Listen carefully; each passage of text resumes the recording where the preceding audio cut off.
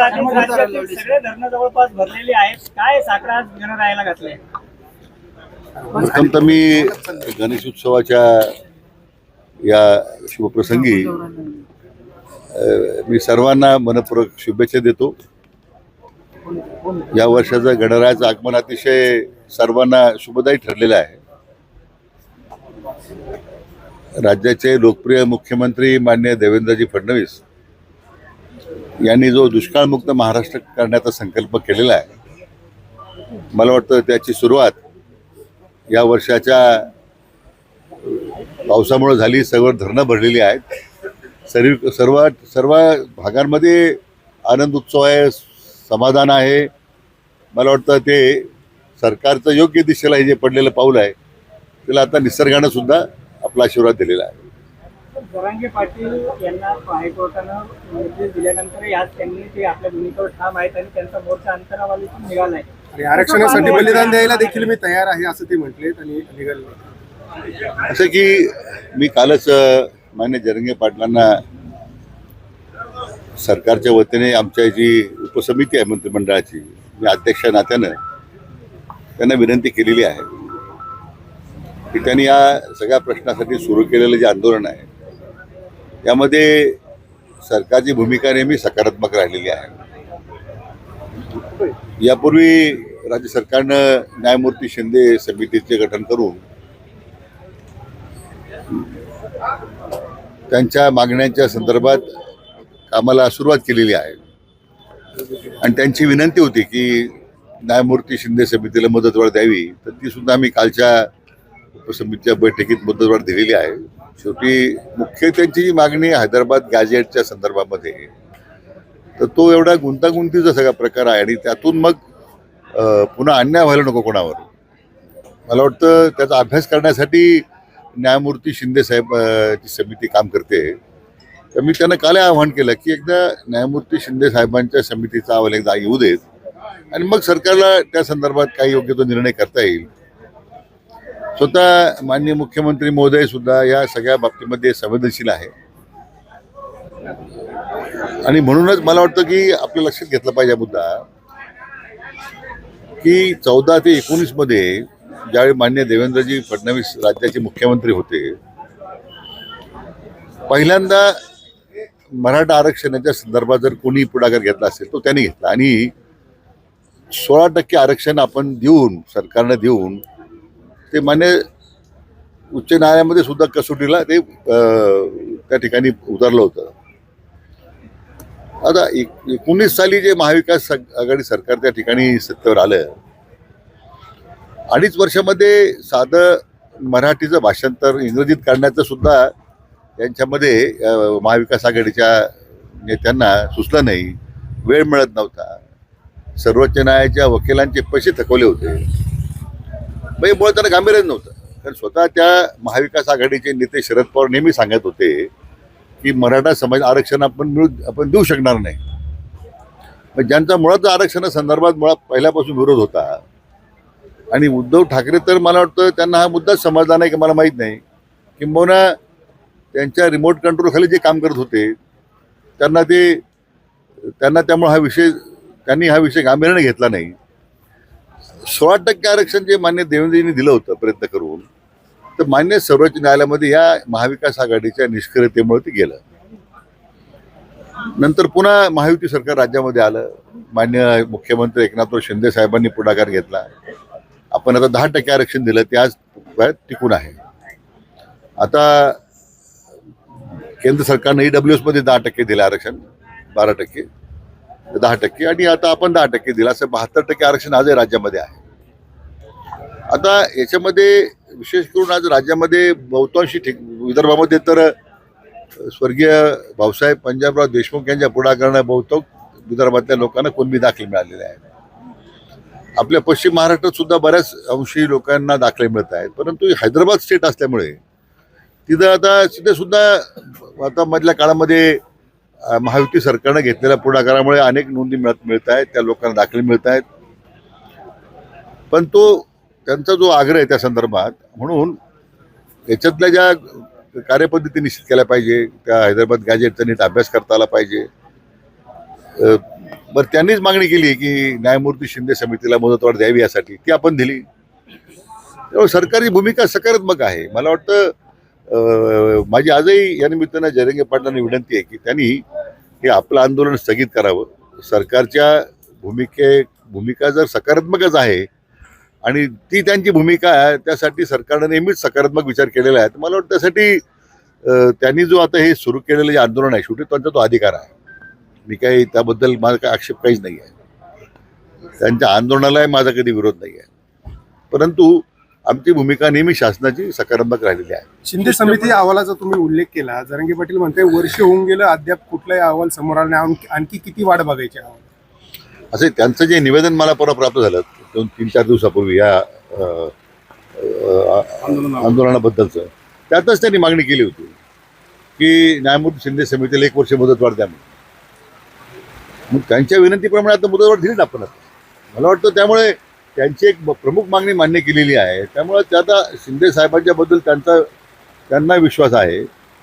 मला आठवतं काही 21 तारखेला स्वतः शिंदे साहेब संभाजीनगरला गेले होते शिष्टमंडळाला भेटण्यासाठी, पण मग काही कारणामुळं शिष्टमंडळी त्याची भेट झाली नाही.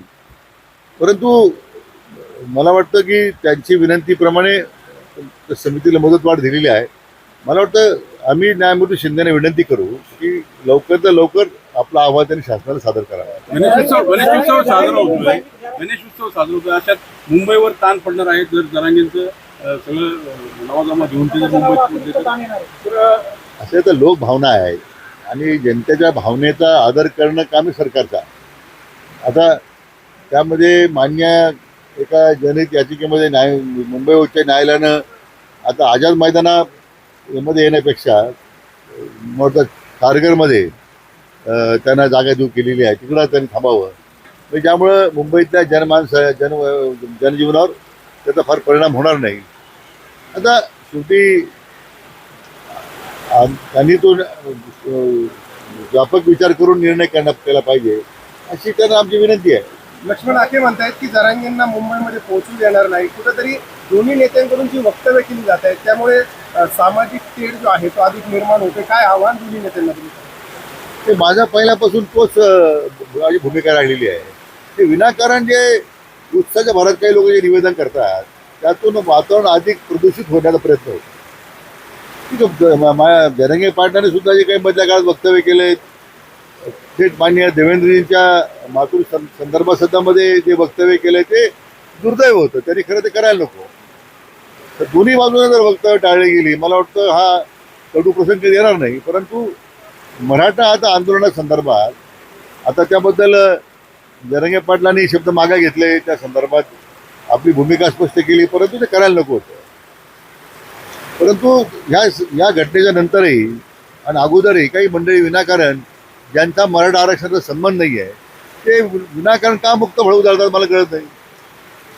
शेवटी जे आंदोलन करतात त्यांचा तो अधिकार आहे, त्यांना करू द्या ना. तुमची अडचण काय? मला वाटतं त्यांनी त्यांच्या ह्या सगळ्या मुक्त फळाला खरं म्हणे लगाम घातला पाहिजे, स्वतःला आवरलं पाहिजे.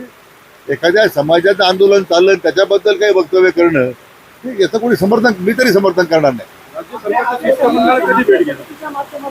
हां,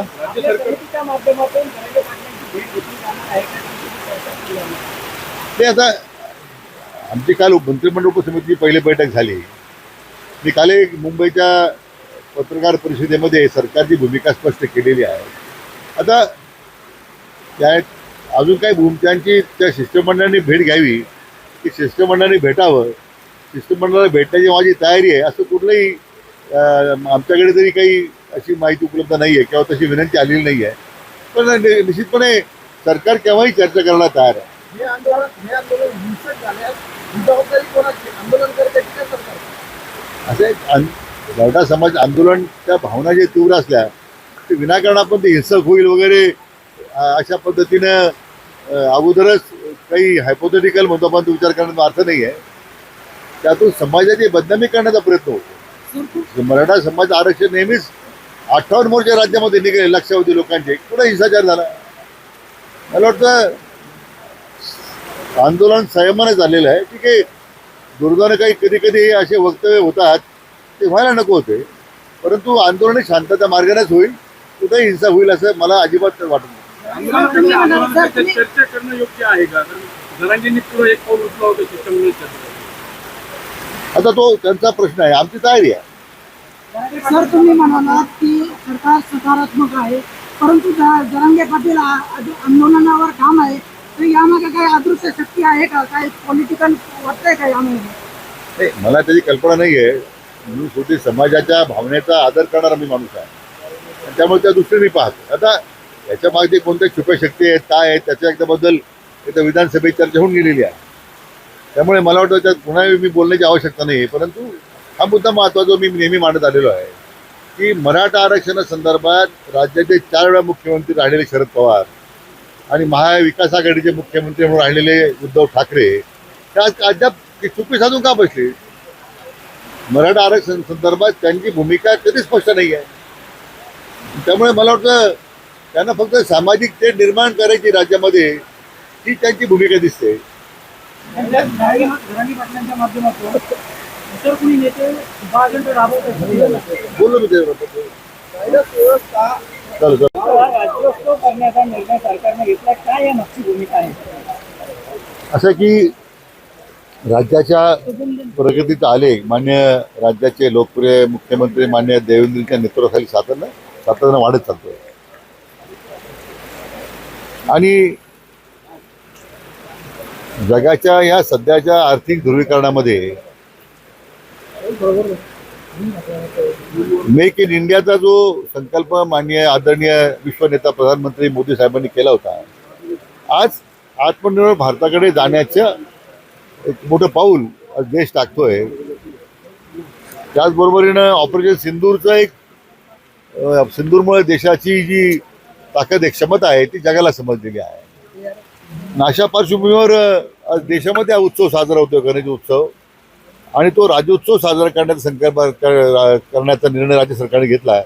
यातून एकच भूमिका आहे की राज्याच्या जनतेचा सहभाग या सगळ्या प्रक्रियेमध्ये विकासात्मक प्रक्रियेमध्ये आहे आणि खंबीरपणे हे राज्य आदरणीय मोदी साहेबांच्या पाठीमागे उभा आहे. लंडनमध्ये महाराष्ट्र भवन उभारण्याचं देखील घोषणा अजित पवारांनी केलेली आहे. नाही, आता त्याच्यात आता महाराष्ट्रीयन पुष्कळ लोक लंडनला गेलेली आहेत. आपले राज्य आपल्या घटनेचे शिल्पकार महामानव भारत डॉक्टर बाबासाहेब आंबेडकर ज्या ठिकाणी राहत होते, मी स्वतः त्या ठिकाणी जाऊन भेट दिली. ते आपण सरकारने जागा ती विकत घेतली शेवटी आणि आज त्याचं एक सुंदर अशा प्रकारचं त्यांचं त्या ठिकाणी आठवण कायमस्वरूपी लोकांच्या स्मरणाचं अशा प्रकारचं त्या ठिकाणी उभं केलेलं आहे. म्हणून महाराष्ट्र सदन सुरू करताना मला वेगळं काही वाटत नाही. सरकारची भूमिका असेल कारण आता पूर्वी स्काय इज द लिमिट असं म्हणतो आपण, आता sky is not the limit अशी स्थिती आहे. आज लंडनमध्ये गेला तुम्हाला 1000पेक्षा जास्त महाराष्ट्र लोक भेटतील.